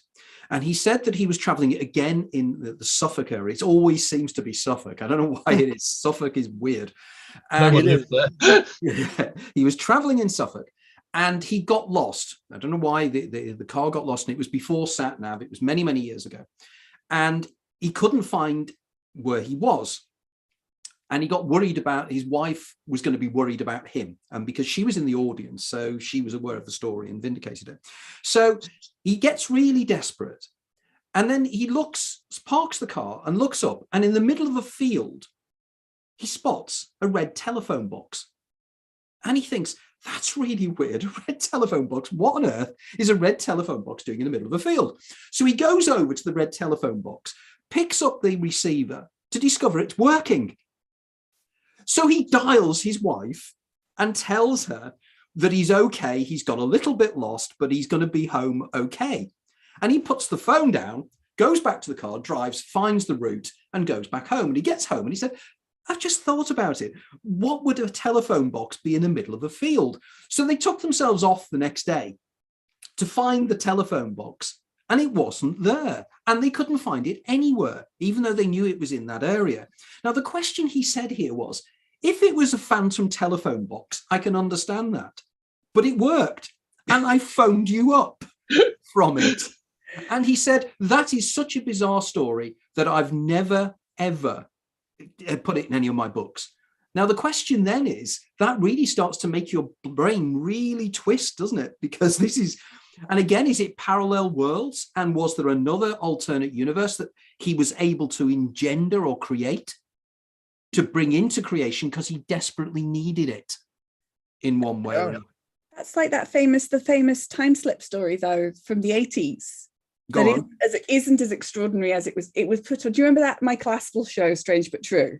Okay. And they did a version of it, which wasn't exactly what had happened, which was a bit more melodramatic. But it was this couple, these two couples were on holiday in France, and they were driving there on the holidays, and they driving along, and they find one of those nice little French places to stay the night.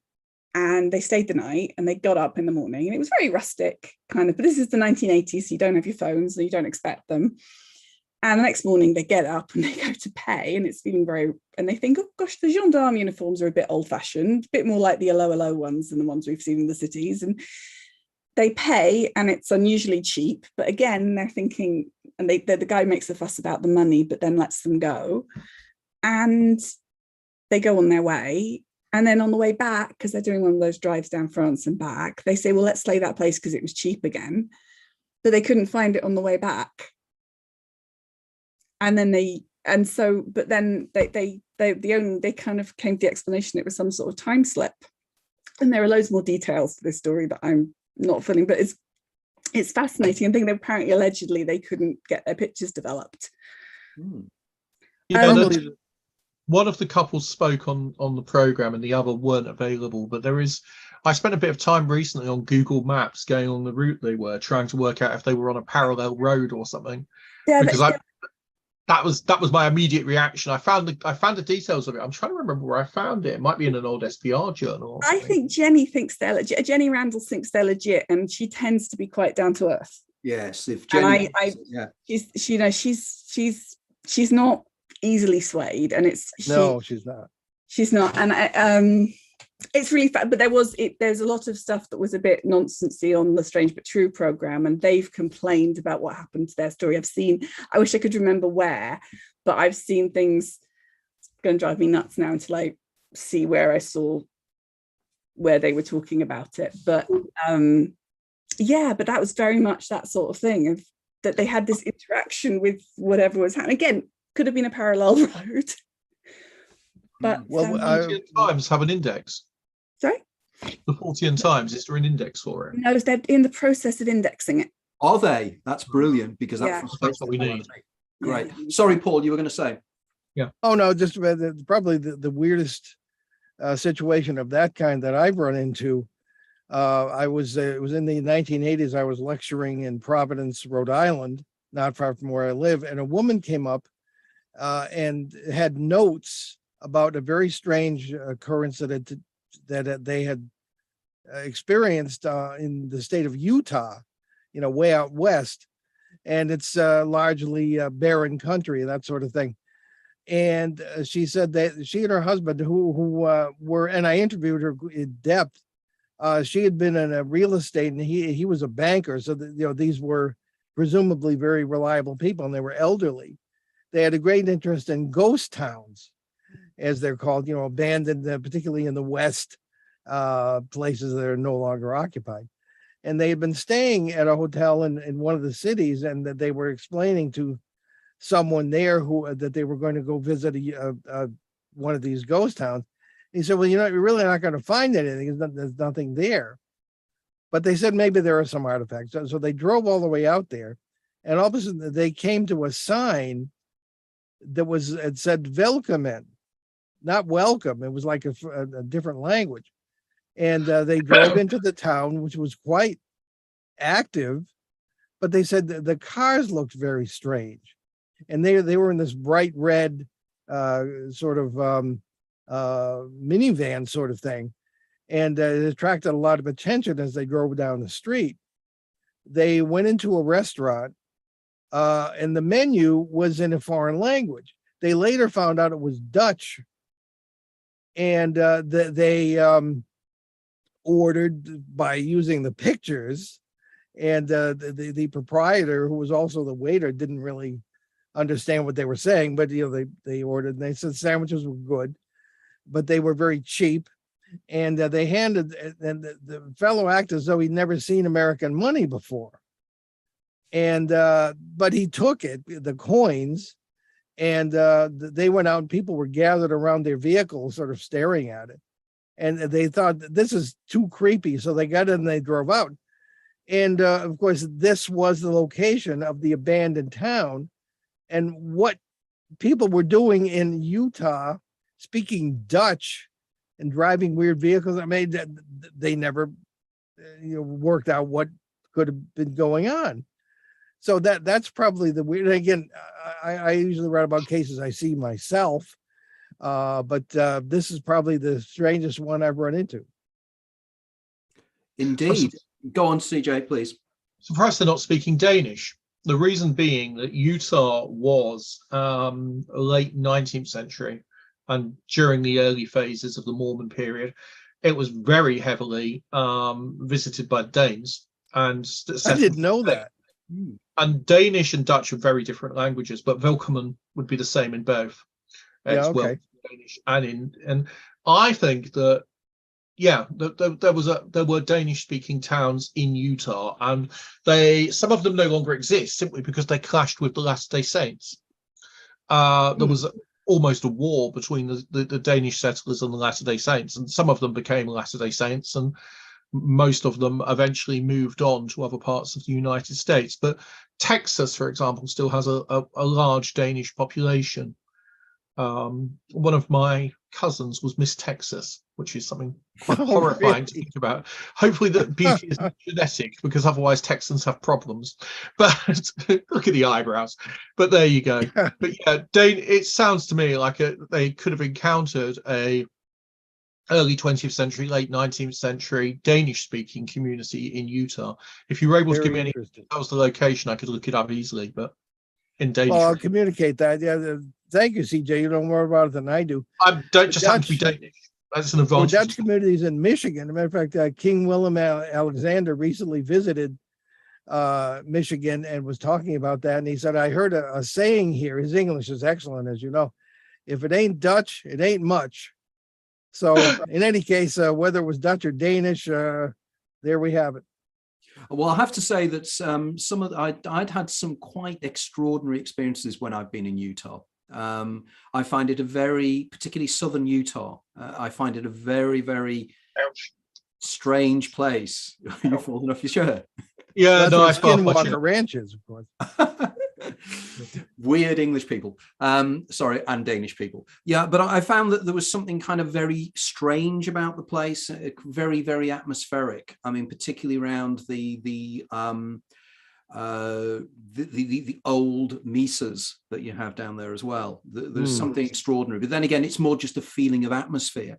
Now, one of the things, Paul, that we were discussing earlier on with the group, with Samantha and with Jeremy, was again something that CJ really expanded upon, which was a fascinating area. We were discussing about the continuity of personality and the idea that, are we continually the same person? And indeed, rather like, there's time slips in terms of ghosts and time slips, but also the idea of possession, the idea of mediumship, the idea of fleeting personalities sort of dropping in and out of our own consciousnesses, as if there's a consciousness field out there and entities can just come in many ways. Now, in my book, The Hidden Universe, I was particularly, as you know, I was fascinated by your work in terms of entities and plasma, because the first theme we were discussing about was about orbs.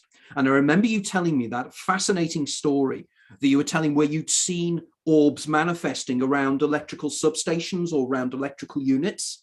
And I'd just like to sort of, for the last 10, 15 minutes of the show, really zoom in on this, because it's an area we touched upon earlier on. And I know that you're the guy that stimulated me to come up with my own egregorial idea, the own idea of the way in which plasma may be related, because there's the idea of the jinn being made out of smokeless fire and this kind of thing. So can you expand a little bit on that? Because your hypothesis here is extraordinary. Well, one of the many concepts that, and again, I didn't learn this at a classroom. These are things I've experienced and been to, and we interpret it according to that. And we bring in physicists and stuff to sort of evaluate, and they disagree, et cetera. But it appears to us that we are dealing with what physicists refer to as membranes or brains, BRANES, and that they're essentially electromagnetically charged, and you've got plasma boundaries between apparently different worlds with different laws of physics. Now, it's much more complex than that, But essentially, why did those people in the cellar, who were presumably in a world where it was in the 1920 or so, see us and see their own descendants as ghosts? Well, because they'd be looking through this boundary and you'd see glowing figures, or, the classical ghost. And you assume it must be dead. What else could it be? They weren't necessarily up on their quantum mechanics or things of this kind. But the plasma seems to be something that is present in many, and we're talking about Jenny Randall's, and we have tremendous respect for her time storms concept. Yes. And it's hard to find, but I had a copy when it came out, fortunately. And we've looked back on our cases and seen what could be plasma phenomena associated with that sort of thing. I think of, speaking of the case where we had the wagon wheels and everything else in Pomfret, Connecticut, 1970 that we were talking about. There was an incident on the second trip there, and we brought a man who was an engineer who didn't believe a word of this, complete unbeliever, and he's the one to whom all the really bizarre things happen. And one of these was as we were walking up toward the cemetery, and I refer to this as the mutterers. We encountered the mutterers. We were very familiar with where the cemetery was, a little cemetery where the people who had lived there were buried, and it was gone on this particular night. We had spotlights, things, we mapped it very well. And he had an experience that where he stopped and he was rooted to the ground, almost as if it was an electrical phenomenon where that can happen if you're standing in water particularly.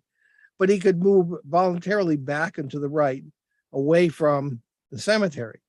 Now, there were all sorts of phenomena that are associated with time storms, as Jenny calls them. And in this case, there was a thunderstorm going on, or at least lightning, a relatively short distance away, which was unusual for the time of year. It was November. And there are many meteorological and plasma-like phenomena that can be affected by lightning up to 100 or 200 miles away, as she says in her book. And when we looked at that and looked back on it, these things were happening at the height of this lightning. And again, it wasn't near us; it was off to the east. But nevertheless, you could feel kind of electrical charge in the air, and many of the things we saw were almost like cloud-like, plasma-like substances of that kind. When he had doubled over in sobbing, he had to know this guy. He didn't do this sort of thing onto his walking stick. He was suddenly felt as though later on he said that he was being possessed, in not in a negative sense, but in the sense something was trying to speak through him. And at that point, we heard these low voices, maybe about 20 feet off to our left, in the direction of what would have been the cemetery, muttering. And it's you can. You hear a group of voices, it's in English, but you really can't make it out. And that was happening there. And I wondered, all things being equal, if this was a time storm situation, if we were not ghosts to them, because from day one in the late 1700s, this cemetery was reputedly haunted. Before anybody was even buried there, were we attending through the plasma screen, so to speak, the first burial at that cemetery? Were we the first ghosts? And I think when you take the time storm thing right to its logical or illogical conclusion, that could have been the case. Maybe we started the whole haunting we were investigating. That is absolutely extraordinary. And funnily enough, I mean, one of the things, Jenny Randall's comes from the same part of the UK as I do. And she very much, a lot of her time storms stories are based upon things that happened on the Wirral and in Merseyside, which is quite an interesting area in many ways. Mm-hmm. Not quite as strange as Suffolk. Nowhere is quite as strange as Suffolk and CJ's.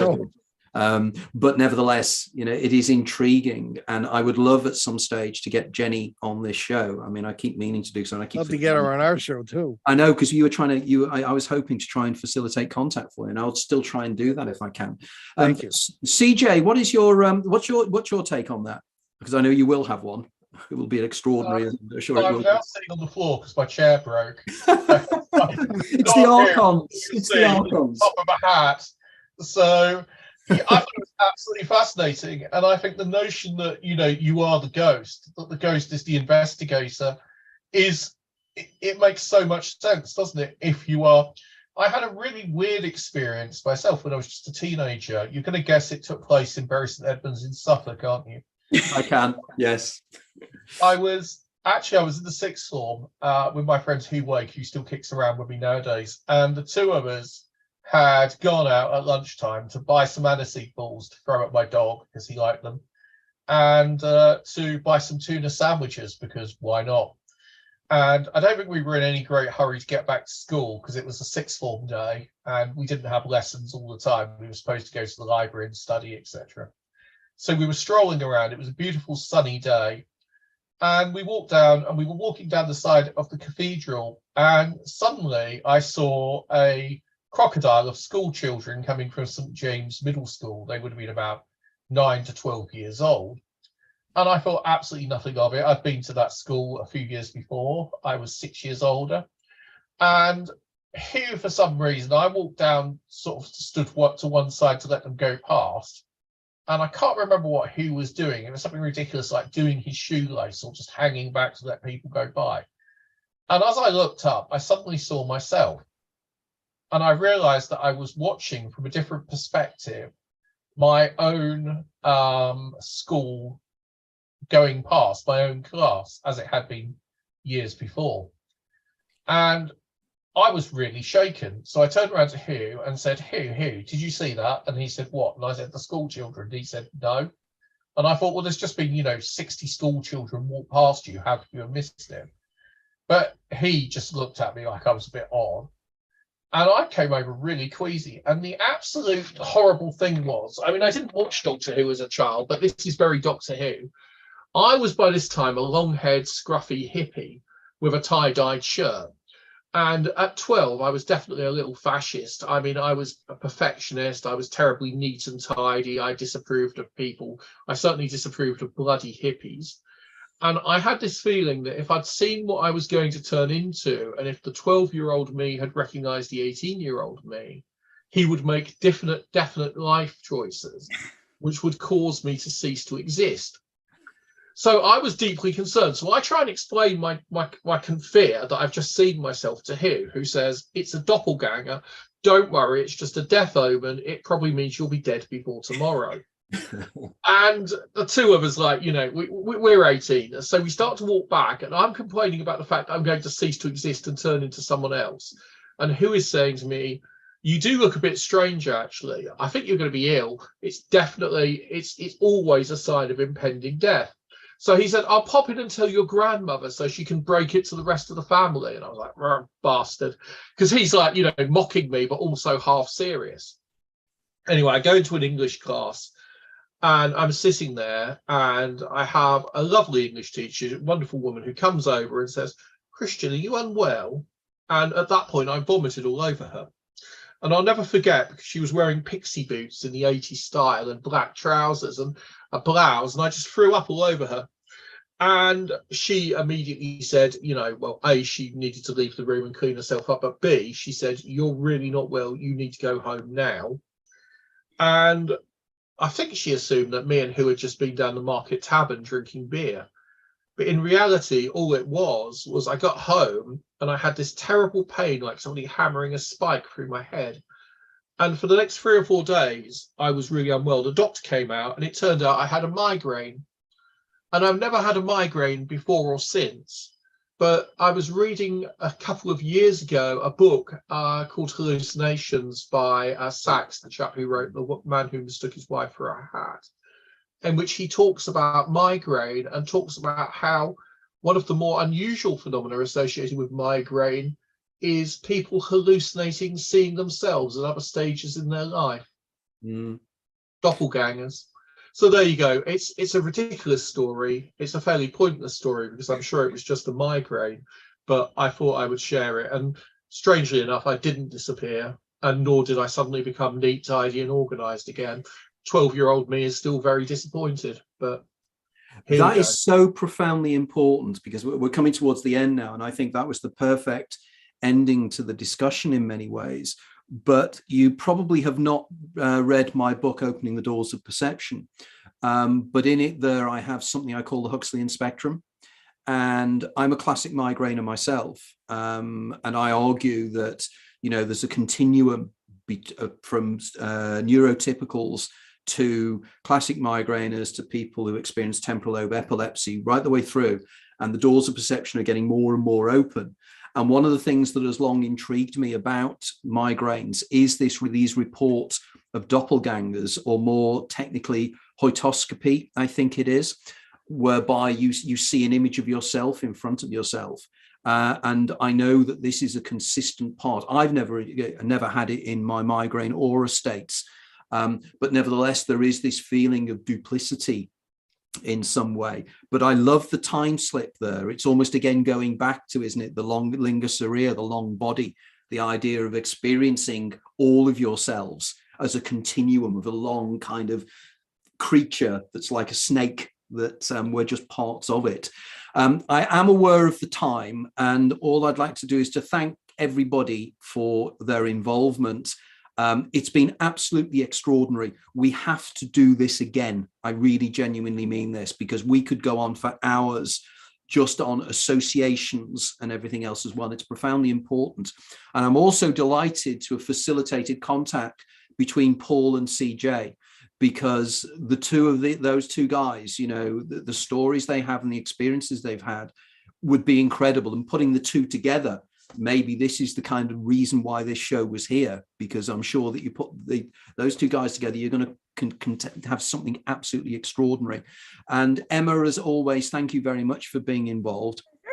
And thanks again to Samantha Lee Treasure, who was involved with us earlier, and Dr. Jeremy Weiss as well for his input. It's been simply sensational. This will be uploaded it will be automatically uploaded onto my YouTube channel as soon as we finish this show. And unfortunately, I haven't been able to work the software possibly to actually check any comments that were in the comments section, because I was flying without Sarah, who's normally the person that's my wing lady, wing person, or whatever we want to call it. So I've been trying to do it on my own. So if I've been looking away, this is because I've been checking what's been happening in various ways. But anyway, thanks everybody for being involved. If any of you now want to just say quickly if anybody can contact you, if you have contact details. Emma, is have you contact details at all? My contact details are probably best Facebook, or my email as usual is emma@emmamcneil.co.uk. Okay, wonderful. Paul, contact details and everything else? Well, the website behindtheparanormal.com. Wonderful. And those shows are extraordinary, excluding Pardon? I think I have trick-or-treaters. That's the noise behind me. Apologies. Oh, I see. Okay. I was going to say, with Paul's show, all his shows are exceptionally good, with the possible exception of the ones I've been on. But no, just the opposite. Thank you. And CJ, your details? Yeah, firstly, anyone who wants to donate a chair can send it to us at www.asap.ac.uk. That's www.asap.ac.uk. Or if you just Google CJ plus Ghost Hunter or CJ plus Old, Fat and Bald, you will almost certainly find me. Those search terms invariably work. Have a good night. Thank you very much. I'm going to have to dash because I've got the ASAP AGM now. So thanks, good night all. Okay, take care. And just to let you know that I'm a member of ASSAP as well, and Samantha Lee Treasure is as well. And it's an organisation that I really strongly advise that you consider at least checking out. They do some wonderful conferences, magazines, and everything else as well. And going forward, I want to try and get more involved in it as well, because I'm such an admirer of CJ. He is an extraordinary human being. And I think that came across there as well, as of course you are, Paul, and as you are as well, Emma. Okay, well, thanks very much. And thanks for spending time with us. We could go on for another 2 hours quite easily. But of course, we'd probably send everybody else to sleep, but we keep talking anyway, which is wonderful. So again, thanks everybody. And thank you again, everybody, for listening in. And Emma, again, thank you for joining us from Northern Ireland, and Paul over there from New England. Thank you very much. And